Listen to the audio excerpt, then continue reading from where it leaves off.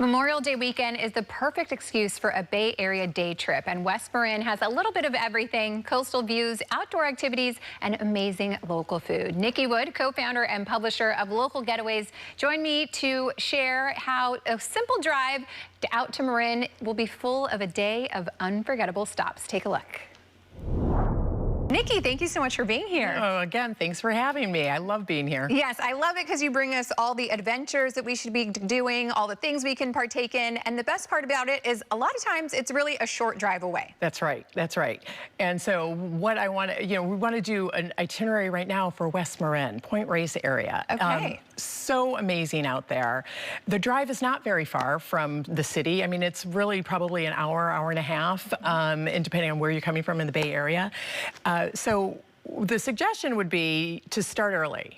And there is the Point Reyes Adventure Company, which is it's a small locally owned company that does adventures on. They do kayaking, they do paddleboarding, they do camping adventures, all these different adventures. What they're known for is their evening bioluminescent tours. Oh wow! So what you do is you get on Tomales Bay, and it's nighttime. And if you've been out there when there aren't any clouds, the skies are gorgeous, and it really does show West Marin in a little bit of a different way. Yeah. So it's a really fun way to start the day.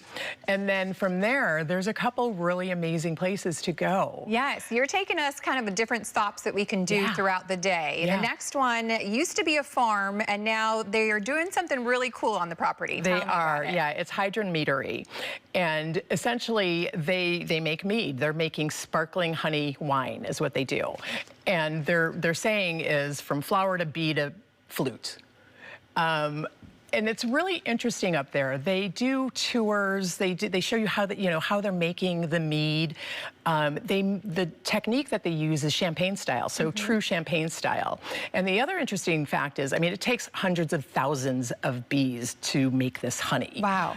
And one of the other fun things about it is that depending on where the flowers are, that's going to change the taste. Yeah. So it's really interesting. It's beautiful up there. There's a whole outdoor area. You can have a picnic. All of these flowers that you see on there, that's going to be part of the mead. And they'll do tours. And Michael, who gives the tours, is so knowledgeable.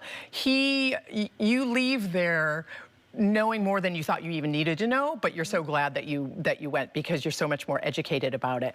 The sparkling wines are delicious, but something else really interesting about mead is it's actually one of the oldest alcohols ever. Wow. I mean, it's been around for thousands of years, and people don't really talk about it. They're like, mead, what's that? But it's really an amazing spot. And you can bring a picnic, and you can just have fun. Yeah, the video all looked gorgeous, so definitely a place worth checking out. There is also a famous cheese spot out there. This is very well known. Let's talk about it. That's right. That's Point Reyes Farmstead Cheese Co. And it's been around since 1959.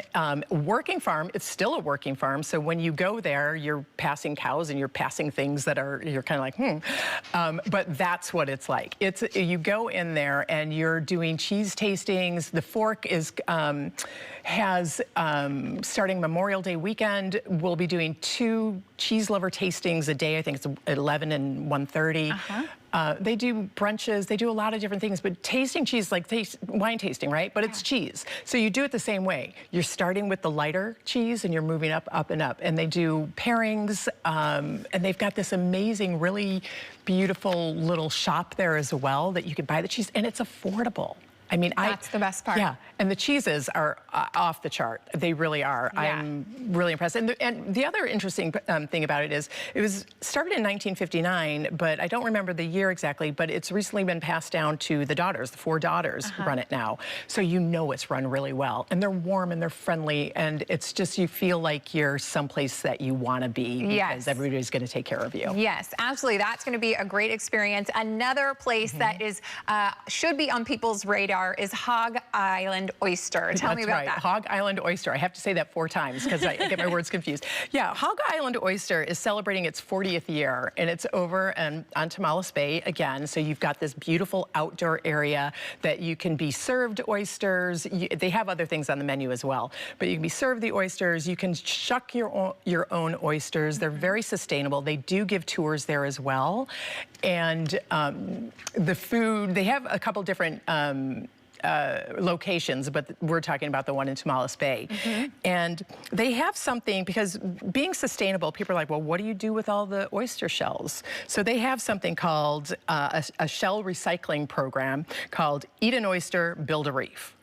And what that does is it supports shoreline restoration around the bay. I think there's a project going on right now in Tiburon, but it's just, oysters, I was never an oyster fan until I went here. Yeah. And they are the freshest oysters you can get because of the temperature of the water in Tomales Bay. It makes a difference. Yes, it's such an incredible experience, and I was never an oyster person too, but it takes that one experience to change you, and you're like, oh, these are good, they're delicious. That's right. Yeah.